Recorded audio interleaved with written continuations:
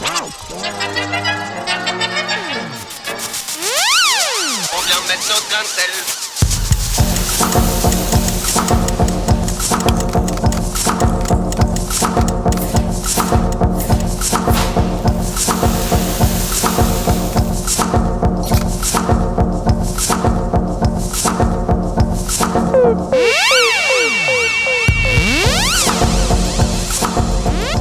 Salut à tous et à toutes, bienvenue dans Grain de Sel Télé, votre magazine consacré à la mer et environnement, produit par Traveldoc. Grain de Sel, c'est une équipe de citoyens et de citoyennes engagés qui écument les ports de la côte occitane pour vous faire découvrir la Méditerranée et surtout voir comment on peut ensemble la préserver. Sur notre route, des chercheurs, des artistes, des ingénieurs, tous et toutes mobilisés dans leur quotidien pour étudier, pour comprendre et surtout pour agir, trouver des solutions, des techniques face aux enjeux de demain. Nous sommes en ce moment sur le port d'Argelès-sur-Mer pour cette nouvelle émission consacrée au plastique. Des déchets plastiques, il en flotte en ce moment 3 milliards en Méditerranée et ça pose des vrais soucis pour notre biodiversité des fonds marins. Mais des solutions existent et des techniques aussi et c'est ce dont on va parler dans cette émission. Nous rencontrerons aussi un artiste qui a décidé d'utiliser ces déchets plastiques pour en faire de véritables matériaux d'art. Mais tout de suite, les mots de Clarisse, notre jeune embarquée, et qui raconte l'aventure de l'équipage. On vient mettre notre grain de sel.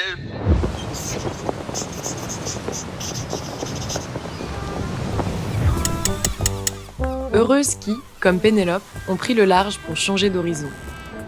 Nous nous sommes retrouvés autour de valeurs communes. Comme beaucoup, nous sommes préoccupés par la crise écologique. Nous avons envie de ralentir, de prendre le temps de la réflexion et de la contemplation.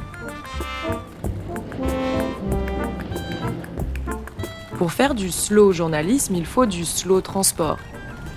En utilisant la force naturelle du vent, on réduit notre impact écologique et puis le voilier offre un contact direct et unique avec les éléments.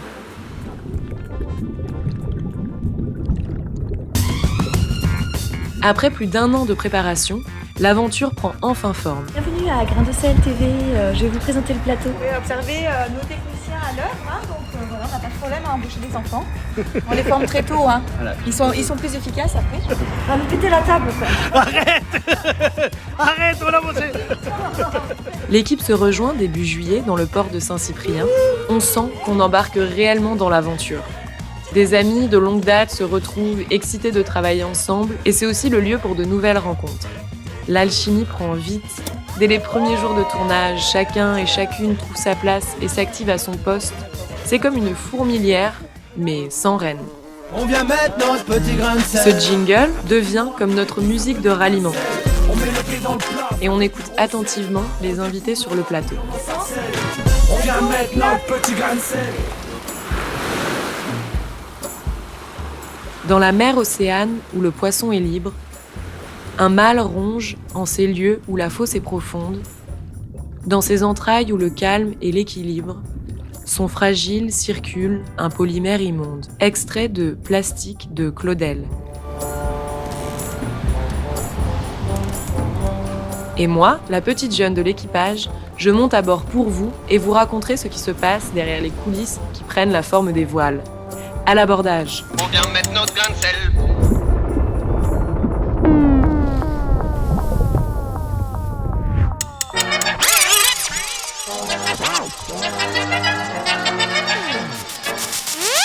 Chaque jour, c'est l'équivalent de 500 conteneurs de déchets plastiques qui sont déversés dans la Méditerranée. Ce matériau, cette matière fait partie de notre quotidien, mais la pollution qu'il engendre pose de véritables soucis à la biodiversité de nos fonds marins et ici aussi en Méditerranée. Le plastique met très longtemps à se dégrader, plusieurs siècles pour certains types, et il ne disparaît jamais totalement. Il subsiste sous forme de microplastiques qui se retrouvent ensuite dans les organismes des poissons, dans les huîtres et parfois même dans l'organisme de l'être humain. Une étude de l'ONG WWF a montré qu'une personne humaine pouvait ingérer jusqu'à, tenez-vous bien, 5 grammes de microplastiques. C'est l'équivalent un peu d'une carte de crédit. Alors, comment mesurer cette pollution ici en Méditerranée ? Quelles solutions, quelles techniques pour y faire face ? On va en parler avec nos deux invités du soir. Bonsoir. À tous les deux. Bonsoir. Philippe Carhervé, vous êtes enseignant-chercheur à l'Université de Perpignan. Vous travaillez sur les flux de macroplastique en Méditerranée. Leïla Meistersheim, vous avez fondé Plastic at Sea. une entreprise qui propose entre autres de tester la toxicité des plastiques en mer et on va voir votre action plus en détail. Merci d'avoir accepté l'invitation de Grain de Sel. Je vous propose un petit tour d'horizon. Cette pollution plastique ici sur le littoral roussillonnais, d'où vient-elle et où est-ce qu'on trouve ces déchets plastiques dans la nature, Philippe Carhervé? Cette pollution plastique vient essentiellement des fleuves en Méditerranée. C'est un petit peu différent sur la côte atlantique. Bon, on estime que c'est à peu près 80%, autour de 80%, ça vient des fleuves. Vous participez beaucoup à des collectes? Alors justement, on va traquer le fleuve et le plus grand fleuve des Pyrénées-Orientales, c'est la Tête, qui draine une agglomération comme Perpignan, donc avec plusieurs centaines de milliers d'habitants. Et donc, c'est un fleuve qui est très chargé en déchets plastiques et donc on va le suivre jusqu'en mer par la suite. Voilà. Et le volume environ Alors, ça dépend des années. Si ce sont des années pluvieuses, comme 2020, par exemple, avec les tempêtes Gloria, on est monté jusqu'à plusieurs tonnes, à peu près 5 tonnes de déchets plastiques. Si vous êtes sur une année sèche, eh bien, vous êtes à peu près à moins d'1 tonne de déchets. Voilà. Mais on estime que 10% de ces déchets qu'on trouve en mer, en fait, proviennent des poubelles, de nos poubelles, en fait. Ils sortent, en fait, de chez nous, de la poubelle, ils arrivent, en fait, jusqu'à la prochaine rivière et ils vont atterrir en mer directement. Mais comment c'est possible? C'est le réceptacle final, en fait, de ces déchets. C'est ce qu'on appelle des fuites. Ouais, c'est des fuites. Donc ça, c'est quoi? C'est le masque qu'on laisse envoler? Oui, c'est le déchet involontaire, c'est les fuites. C'est-à-dire qu'on a un système de collecte qui est très bien fait en France, et puis même dans les Pyrénées-Orientales, mais il y a toujours des déchets qui échappent au cycle de collecte. La poubelle qui déborde. La poubelle qui déborde. On est dans une région de vent, à Tramontane, très important. Beaucoup de poubelles tombent. Et puis, il y a des événements pluvieux qui font que le déchet qui se trouve sur un terrain, eh bien, il va être remobilisé par la pluie et il va descendre dans un fossé, dans une petite ruisseau, une agouille, et ensuite dans un fleuve, et ensuite en mer. Voilà. On va faire un petit point aussi sur les différents types de plastique parce qu'on entend beaucoup de choses, les plastiques conventionnels, biodégradables. Leïla, aidez-nous à y voir plus clair. Alors les plastiques conventionnels, c'est ceux qui sont faits à partir de pétrole, normalement.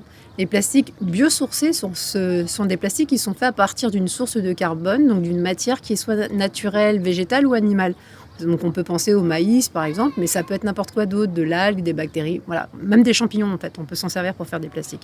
Donc il y a une très très forte diversité en fait des usages potentiels. Après, en fait, on a différents types de plastiques qui vont avoir des comportements extrêmement différents en fait dans l'environnement. C'est parce que au moment de leur fabrication, ils vont avoir une forme chimique différente qui va influencer en fait leur durée de vie finalement dans l'environnement. Donc on peut avoir des plastiques qui sont conventionnels et qui seront non biodégradables. Donc ça c'est classique, c'est l'image du sac plastique qu'on a tous dans notre tête. Et puis il y en a certains qui sont faits à partir de pétrole, qui sont biodégradables. Et inversement, on en a d'autres qui sont biosourcés, qui ne sont pas biodégradables. Et heureusement pour nous, on en a aussi certains qui sont biosourcés, biodégradables, et c'est ceux-là qu'on appelle des bioplastiques. Donc biosourcés et non biodégradable, c'est par exemple le maïs, le plastique issu de... Pour l'instant, il y a eu des études qui ont vraiment permis de démontrer que le PLA, c'est l'acide polylactique qui est utilisé à partir du maïs pour fabriquer, donc c'est l'amidon de maïs qui est utilisé pour fabriquer ces plastiques, donne une source de plastique qui est compostable industriellement. Ça veut dire qu'il faut chauffer à 70 degrés, 60 degrés. Bon, on ne peut pas chauffer la mer pour les rendre biodégradables. Pour détruire les plastiques. Non, on ne va pas se dire ça. Mais par contre, ça veut dire que ce type de plastique est intéressant, mais ça veut dire aussi qu'il faut une forme de collecte et de gestion des déchets qui est différente. Et donc, ça a des coûts et ça veut dire que c'est compliqué. Ça existe un plastique qui disparaît vraiment dans l'eau? Alors oui, ça existe. Alors c'est les plastiques de 3e génération, c'est le plastique du futur, hein, moi c'est ce que je dis tout le temps.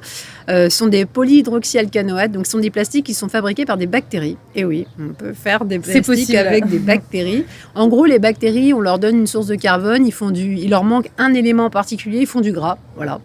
On récupère en fait cette forme de réserve et on est capable de l'utiliser pour en faire un plastique et même, je dirais, des plastiques. Et en France, on a des instituts de recherche comme l'Institut l'IRDL à Lorient qui travaille particulièrement sur ce type de matériaux et sont capables de voir des diversités en fait dans ces nouveaux plastiques de nouvelle génération qui permettra par exemple d'être utilisé dans le cas où le plastique doit être maintenu pour des raisons d'hygiène, de lutte contre le gaspillage, etc. etc. Donc c'est possible, mais c'est pas encore totalement répandu. Et quand ces plastiques, les plastiques ne se dégradent, enfin ne disparaissent pas, ils restent sous la forme de microplastiques. Le plastique conventionnel en fait ne disparaît jamais. Et donc il va être conservé, surtout s'il est à l'abri de la lumière. Donc il va être conservé dans la terre, sous terre, dans le sable, dans les plages ou au fond des océans. Donc dès qu'il est à l'abri de la lumière, en fait, il va être conservé puis il va être enfoui. Et on pourra repasser, je pense, même plusieurs siècles après, il sera toujours là. Donc il y a plein de déchets plastiques là au fond de la Méditerranée. Il y en a beaucoup. Effectivement, donc c'est ce qu'on appelle le puits de plastique. En fait, c'est le fond des océans. Un plastique ne craint rien sauf la lumière. La lumière va le rendre cassant, il va le permettre de se transformer en microplastique. Mais s'il est à l'abri de la lumière, il ne bougera pas. Mais les microplastiques, après, ils sont ingérés par les poissons et on les retrouve... Donc c'est le problème, c'est qu'on peut aussi nettoyer une surface quand ce sont des gros objets, mais pas sous forme de microplastiques, voire nanoplastiques, parce qu'en fait, on s'est rendu compte aussi qu'ils sont capables de se dégrader jusqu'à des formes, jusqu'à des tailles en dessous le micromètre. Donc l'idée d'aller nettoyer les océans demain, c'est une idée qui est jolie, mais dans la réalité, c'est clairement impossible. Et on ne peut pas se dire qu'on va aller nettoyer, par exemple, les mers des microplastiques qui sont aujourd'hui présents, parce que si on le faisait, on récupérerait en fait les premiers maillons de la chaîne alimentaire de cet environnement. Donc c'est clairement impossible. C'est impossible de filtrer les microplastiques du reste. Donc puis les océans ont une taille tellement énorme, près de 70% de la surface de la Terre. Une partie de... C'est impossible. Ouais. Donc l'idée, c'est mettre l'effort, notre énergie plutôt en amont pour essayer d'éviter de fermer ce robinet justement de ce flux de plastique du continent vers l'océan. Parce que 80% viennent bien de la Terre, il n'y a pas d'erreur. Donc c'est tout le monde qui est responsable. C'est pas les gens qui sont au bord des côtes qui sont responsables. C'est en fait sur certains endroits, sur certains égouts en fait à Paris, vous avez des phrases qui sont indiquées. C'est marqué ici commence la mer.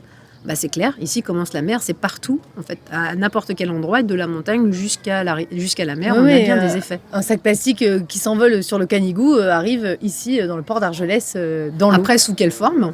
C'est ça le problème. Alors si c'est rapide, si vous avez un gros événement de pluie, il va y aller très rapidement, donc sur une forme quasiment intacte. Ouais.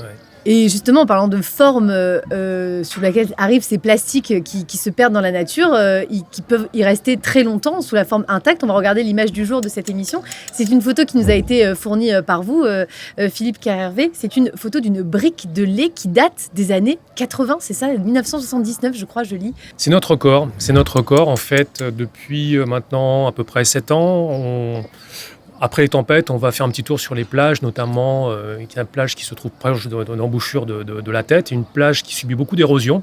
Et donc on peut imaginer, en fait, c'est des bouteilles qui sortent des dunes. Donc on peut imaginer qu'il y avait des déchetteries un peu sauvages dans ces zones-là. On a pu trouver beaucoup de bouteilles de 1980, 81, et là le record c'est 79.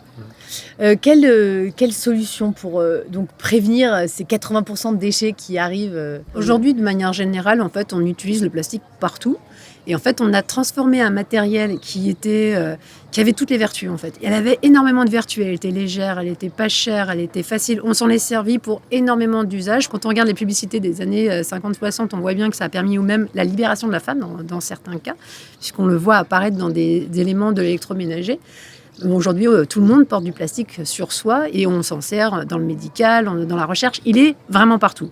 Le problème, c'est que depuis ce temps-là, on a utilisé en fait ce plastique de la bassine de notre grand-mère qui durait dans le temps, qui était transféré presque d'une génération à une autre, pour en faire un objet qui, lui, est utilisé quelques secondes, quelques minutes. Et tous ces plastiques à usage unique sont devenus extrêmement nombreux pour nous faciliter la vie.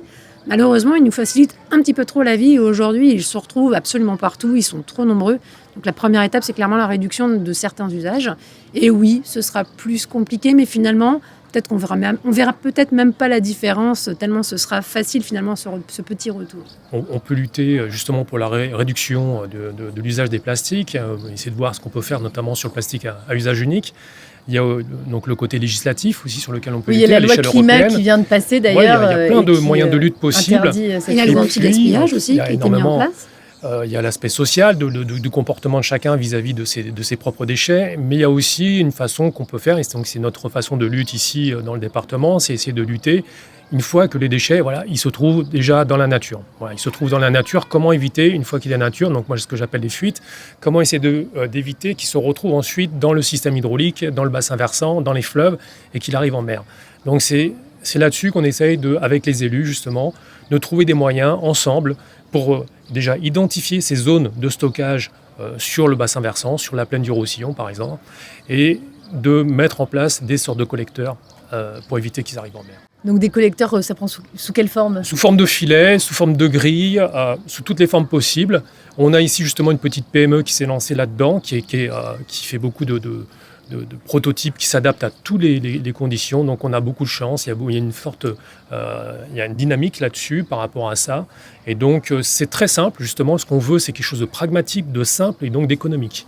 Et donc ça, on souhaiterait le faire développer. Et puis après, il reste le recyclage. Et qu'en est-il justement du recyclage ? Est-ce que c'est pas ça la solution en fait ? En fait, le recyclage, c'est beaucoup plus compliqué que ça. Aujourd'hui, les filières qui existent sont ce qu'on appelle le recyclage mécanique. Ça veut dire qu'il faut avoir une connaissance exacte de la composition du plastique. Or, aujourd'hui, chaque industriel met un peu sa poudre de perlimpinpin à l'intérieur de son plastique. Et donc, ça permet une diversité qui est extrêmement forte. Même si on est capable de bien les collecter, de bien les trier, qu'on fait bien notre boulot. Malheureusement, quand on dit ce matériel est en PET, par exemple, c'est la bouteille d'eau qu'on a tous plus ou moins chez soi. Mais en fait, cette bouteille, elle pourrait être dans différentes formes de PET parce que ça dépend de l'additif qu'on a ajouté dedans. PET, c'est le polyéthylène terephthalate. D'accord, donc c'est le principal composant du plastique. En fait, c'est des le bouteilles polymère. plastiques. C'est le polymère qui a été utilisé. Des bouteilles de boisson. Mais en fait, un plastique, c'est un polymère d'abord, donc la source de carbone, effectivement. Et puis ensuite, c'est un additif, le colorant, la couleur, ce qui permet de le rendre transparent, ce qui permet de le rendre infugé, ce qui permet de le protéger l'oxygène. Et c'est cet additif-là qu'on ne sait pas quel additif se trouve dans tel type de plastique. Mais en fait, c'est tellement divers. Donc, il y a des endroits où ils ont essayé de légiférer justement pour faire en sorte qu'il y ait une limitation ou au moins une indication. Comme vous achetez un produit, c'est marqué les additifs présents dans l'alimentation sont indiqués. L'idée, c'est que ces additifs soient également indiqués, cette fois-ci, sur le contenant et non pas le contenu. Donc le recyclage, c'est pas forcément la meilleure... Vu la diversité des plastiques, c'est très complexe. Et donc, économiquement, ça a un coût aussi. Et pour l'instant, on a un petit peu... on est en retard. On est en retard sur le recyclage. Alors peut-être que lorsque le coût du pétrole sera aussi plus élevé, on va développer ce système de recyclage. Mais toujours est-il que même si on développe le système de recyclage, il y aura toujours des fuites. Parce que on ne peut pas échapper à ça. Et donc, si on ne réduit pas aussi un petit peu sa consommation, on aura toujours ces fuites-là aussi. Et après, la législation, elle peut aussi indiquer, maintenant, on va limiter la diversité des plastiques. Voilà, on peut faire ça. C'est en cours, ça ? On va dans ce sens-là ? Il y a des pays qui l'ont déjà fait, et oui, en fait. L'idée, c'est quand même d'aller vers ça. Et après, il y en a d'autres, il y a des industriels qui ont également des idées de récupérer leurs propres objets. Parce qu'on peut presque récupérer. Donc quand on connaît la composition exacte de son produit, on peut finalement le recycler. Et justement, vous conseillez les entreprises concernant la toxicité de leur plastique, c'est ça ce que vous faites à Plasticati ? En fait, à Plasticati, on teste la toxicité des produits. Alors, on va regarder comment ils se comportent dans l'environnement marin. Est-ce qu'ils sont capables de se fragmenter, de fabriquer des microplastiques, typiquement, c'est une des questions. Est-ce qu'ils peuvent être toxiques sur ces organismes-là ?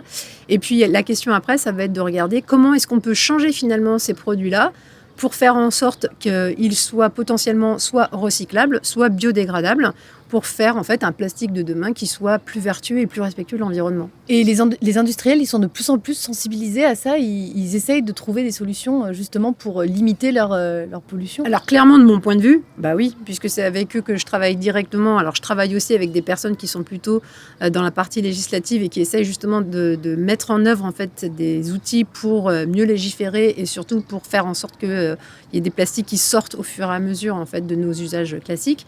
Mais le but, quand même, à terme, c'est quand on fabrique un plastique, le but du plastique, c'est pas d'atterrir en mer. Qu'il soit compostable, recyclable ou n'importe quoi, son but n'est pas d'atterrir en mer. Il doit être forcément travaillé à terre et on doit trouver aujourd'hui des solutions pour faire en sorte que ces solutions, elles existent et faire en sorte que, il y ait des alternatives et qu'on a des choix. Les choix aussi, c'est quand on se balade, de ramasser tout simplement les déchets qu'on trouve. Ça sert encore à quelque chose ? C'est aussi, ça passe aussi par le comportement individuel, c'est évident. Donc si tout le monde est concerné, tout le monde doit être concerné par rapport à ça. Donc la problématique, on l'a vu, c'est le déchet en mer, mais c'est aussi le déchet sur le continent. Hein. C'est partout dans nos fossés, partout, il est partout ce déchet. Mais on peut penser que si on trouve un déchet, par exemple, dans un cours d'eau, il va forcément atterrir en mer à un moment donné aussi. Alors oui, après, il faut voir aussi la configuration du système fluvial, si vous avez des barrages, etc. Mais globalement, oui. Globalement, il finira en mer. Et sous quelle forme ? Voilà, parce qu'en fait, il va se fragmenter alors, potentiellement. si c'est un système torrentiel, eh bien, il va se fragmenter beaucoup plus facilement. Après, dans un gros fleuve, peut-être un petit peu moins. Et donc rentrer dans la chaîne alimentaire aussi et avoir des impacts. Voilà. Mais on peut, oui, à l'échelle individuelle, on peut réduire parce que c'est ce qu'on fait avec tous les bénévoles d'associations. On organise des opérations de nettoyage sur des zones fortement contaminées où il y a des fortes concentrations de déchets. Et puis dans notre quotidien, il ne faut pas s'habituer aux déchets. Il faut s'approprier aussi l'espace public. Et donc chacun, quand il voit un déchet, c'est chez nous, c'est le déchet, il est chez nous. Et donc on doit le prendre et le mettre dans une poubelle qui se trouve juste en général à 10 mètres à côté. Et clairement, les enfants sont les plus concernés et les plus investis dans ce genre de questions. Et typiquement, les communications qui sont faites par tous les acteurs finalement impliqués sur cette question-là, dans les écoles en particulier, ça a une vraie valeur. Et clairement, ils n'ont pas envie demain d'avoir une mer remplie de plastique, comme l'annoncent les prévisions. Ils veulent continuer à avoir des tortues, à avoir tout ce que nous, on Oui, parce connaît. qu'il y a un véritable danger pour la faune et pour les espèces marines. Marines, continentales, de tous les lacs, les fleuves aussi. Il y a plein de vie dans le système aquatique partout. Il y a plein de vie. Et donc, partout, c'est un fléau. Enfin, ce déchet est un fléau. Donc. Dans certaines mesures, ça a été réalisé par la fondation Tara Océan en 2014. Ils ont démontré qu'en certains endroits de la Méditerranée, il y avait autant de zooplancton de microplastiques. C'est-à-dire que pour un poisson, dans son assiette, il y a la moitié sa proie naturelle et l'autre moitié sont des microplastiques qu'il va ingérer, qu'il ne sera pas capable d'assimiler. C'est pas une source d'énergie. Finalement, il va devoir s'en débarrasser et à la fin, finalement, il meurt d'épuisement, quoi. Mais alors, Leïla, la question, c'est ces plastiques de demain dont vous nous parliez, ces bactéries magiques qui font que le plastique se dégrade et disparaît complètement si jamais il atterrit à l'eau, c'est pour quand ? Alors, pour l'instant, cette valeur-là, elle est très très faible. Ça représente 0,2% en fait, du marché seulement dans les plastiques biodégradables, donc c'est vraiment tout petit. Il faut voir aussi que la filière du recyclage est également en mouvement en ce moment, puisqu'elle est clairement indiquée dans le cadre de la loi anti-gaspillage. Donc on essaye vraiment de valoriser ce recyclage potentiel. Et encore une fois, l'idée à terme, il nous faut plusieurs sources de carbone. Il faut vraiment se le dire, on ne pourra pas en avoir qu'une seule. C'est-à-dire plusieurs sources de carbone. C'est-à-dire qu'on ne peut pas utiliser juste des bactéries pour faire nos plastiques de demain. Il faudra utiliser d'autres sources. Typiquement, on peut utiliser des algues. Il y en a d'autres, des possibilités. Et je pense que maintenant, il y a vraiment un besoin déjà de connaissances et surtout d'essayer de développer ce genre d'économie. C'est ce qu'on appelle la blue economy d'ailleurs. Et l'idée, c'est d'aller vraiment vers des nouveaux matériaux qui demain nous permettront en fait finalement de remplacer nos plastiques qui sont conventionnels aujourd'hui par des plastiques biodégradables dans certains cas, mais dans d'autres, on ne pourra pas les remplacer en fait par des biodégradables. Donc il faudra plutôt envisager clairement des plastiques qui sont recyclables. Et bien recyclables. Alors, le problème, c'est qu'il va falloir les encourager, comme tu dis. Donc le problème, c'est par rapport à un plastique qui ne coûte rien, conventionnel qui ne coûte rien à la production. C'est ça. Et c'est là où on a besoin des politiques. Et des consommateurs. Et des consommateurs aussi, justement. Parce que c'est eux qui font le choix. Et qui peuvent participer. Il y aura forcément un surcoût parce qu'on a été habitué à avoir du plastique pour zéro, pour rien. Justement, s'il est déchet, c'est qu'il ne vaut rien. C'est ça le problème du plastique, c'est qu'il ne vaut rien puisqu'on le laisse par terre. Il n'a pas de coût. Et donc, peut-être qu'il faut lui redonner aussi un coût. Il faut trouver des techniques. Il faut trouver comme la consigne. Avait cette idée-là. Il faut lui redonner de la valeur à ce déchet. Pour qu'il ne se retrouve plus dans la nature. Cette discussion touche à sa fin. On aime bien demander à nos invités une petite œuvre qu'ils recommanderaient à nos téléspectateurs et téléspectatrices. Une œuvre qui vous a marqué dans votre parcours personnel, professionnel. Qui veut commencer ? Philippe, je crois que vous avez une œuvre, et j'aime beaucoup le titre. Oui, c'est un livre avec un titre un petit peu marin. C'est là où chantent les écrevisses. Et donc c'est un livre de Delia Owens, c'est un livre magnifique, c'est une expression pour dire en fait c'est quelque chose qui se passe au large, là où chantent les écrevisses, c'est très loin, c'est au large, mais c'est un magnifique livre, je recommande à tous. Très beau titre, et vous Leïla ? Alors moi dans la tête j'ai Cro-Magnon toi-même qui est en fait un livre écrit par Michel Raymond dont la thématique en fait est juste d'expliquer que l'homme subit aussi ce qu'on appelle des pressions environnementales et des pressions de sélection. Donc on n'est pas en dehors de notre environnement, ce qui prouve bien qu'on ne peut pas essayer de penser que l'homme est sorti de son environnement. Et au-dessus de tous. On est clairement dedans. Ça nous ramène à notre place. Et du coup forcément cet environnement, si nous-mêmes aujourd'hui on le touche trop, il y aura un retour, forcément. Merci beaucoup pour cette discussion. Merci d'être à vous. venu partager votre expérience et vos recherches avec nous. Tout de suite, le reportage de Grain de sel concocté par nos équipes. On vient mettre notre grain de sel.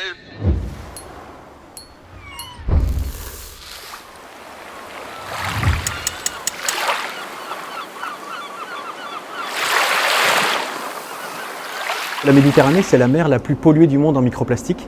Et on se pose la question de savoir sous quel état se trouve le plastique qui va sortir de Méditerranée.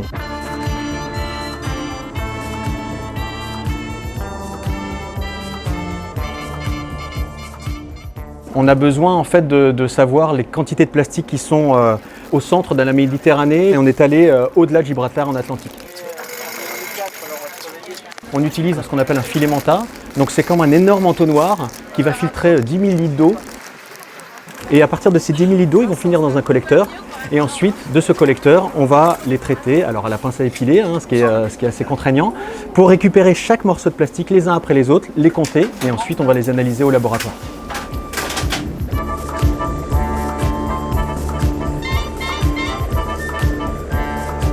Il y a énormément d'organismes qui vivent sur ces plastiques et on ne sait pas trop ce qu'ils y font. On essaie de comprendre à quel point les micro-organismes vont transformer les microplastiques, qui sont la taille d'un grain de riz, vers des nanoplastiques qu'on n'arrive même plus à voir. Mais par contre, ceux-là, ils vont avoir des effets délétères sur tous les maillons de la chaîne alimentaire parce qu'ils vont se mettre partout dans nos cellules, etc. Le plastique, c'est pas seulement du polyéthylène, du polypropylène, du polystyrène, c'est aussi plein d'additifs qui sont à l'intérieur. Il y a des retardateurs de flamme, des stabilisants, des colorants, etc. Beaucoup de molécules chimiques qui vont être relarguées une fois qu'elles sont ingérées par des organismes. On fait des articles scientifiques qui sont vraiment la référence qui montre qu'on a fait du bon travail et que les résultats sont nouveaux. Par exemple, on a été les premiers à montrer qu'on avait autant de microplastiques que de zooplancton dans les océans. Ça veut dire que le poisson a une chance sur deux en fait, de manger du plastique. Donc ça a exacerbé en fait, l'intérêt des politiques et des industriels pour s'attaquer à ce problème. Donc c'est vraiment un problème très très grave pour l'environnement. On est mandaté par le gouvernement pour essayer de trouver des solutions aussi, des solutions alternatives à l'usage de certains plastiques.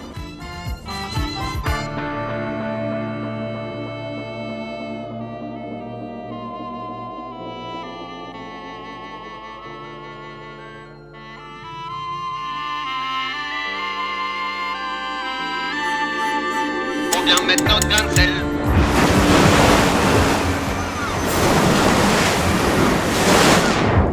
On retrouve maintenant notre artiste invité du jour, Steven Ongna. Bonjour, vous êtes artiste plasticien belge-flamand et vous avez conçu cette énorme, et je dis bien énorme, je pèse mes mots, main en plastique qui est absolument incroyable, qui est posée sur le bateau de Grain de sel. Ça a été toute une aventure pour l'installer. D'où elle vient cette main? Comment vous l'avez faite? Je me fais aider lors d'un atelier d'œuvres collectives et suite à une dépollution. Où ça, exactement?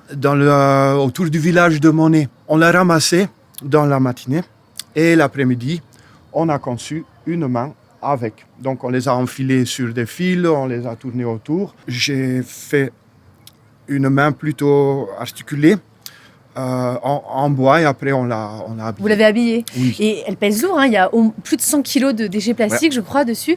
Pourquoi une main? Pourquoi avoir fait une main? C'est assez symbolique. Ça peut au même temps dire stop, on arrête, ou c'est avec cette main-là qu'on fait le délit de jeter un déchet. Et avec cette main-là, on peut aussi en ramasser une. L'humain, ça le connecte avec le plastique quelque part. Et c'est aussi une œuvre pour sensibiliser, pour alerter. C'est aussi une façon un peu de détourner le déchet plastique et de lui trouver une voie un peu royale, puisque ça devient une œuvre d'art. Oui, c'est ça que j'ai constaté lors des ateliers de bricolage avec des déchets, c'est que c'est une bonne façon de changer notre regard sur le déchet. C'est en fait un peu comme dans l'alchimie, on va transformer du plomb en or, on va transformer un rebut à quelque chose d'utile, si tu veux, mais surtout quelque chose qui est capable de communiquer et de parler aux gens, ouais. Voilà, de transmettre un message sur le fait qu'il Il y a beaucoup trop de déchets qui traînent partout. Il n'y a vraiment pas une bonne gestion. Donc là, oui, ça il faut faire quelque chose. Ouais, et ça vous affecte justement le fait qu'il y ait autant de déchets? C'est pour ça que vous travaillez sur cette thématique-là? Moi, en tant qu'artiste, je ne peux pas rester juste dans mon coin ou juste dans mon atelier. Il faut qu'il se passe quelque chose. Je ramasse toujours tout que je trouve, si c'est possible, si c'est pas trop sale. Ça me rend triste en fait de voir partout tant de déchets. Steven Ogna, vous allez nous proposer une performance ce soir. Donc une performance que vous allez voir après. Donc il ne faut pas que je dise ce que je vais faire, je pense, mais c'est quelque chose où on met en mouvement justement des idées. C'est un peu comme une pièce de théâtre ou quelque chose de plus active, de scène, oui, mais on n'utilise pas une scène, pas à force. Ça peut, mais l'idée, c'est de mettre en mouvement des idées. Et c'est ça l'œuvre, en fait. C'est la mise en mouvement de ces symboles-là. Voilà. Eh bien, une performance qu'on va voir tout de suite. On est impatients et impatientes, je dois dire, parce que ça a nécessité pas mal de préparation pour nos équipes. Donc, c'est parti. On vient mettre notre grain de sel.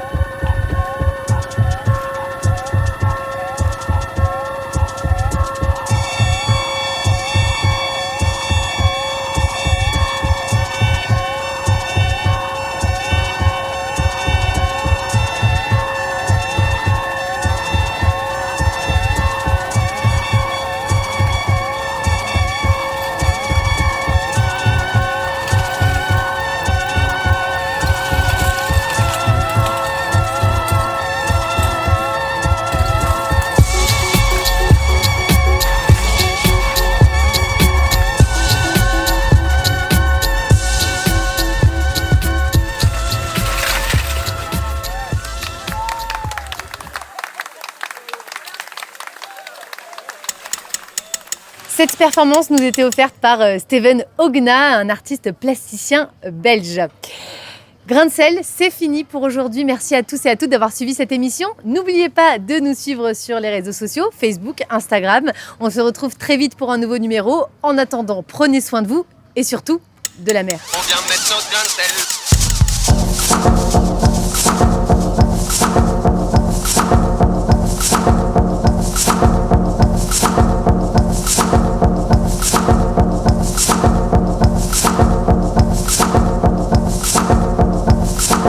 Mmh.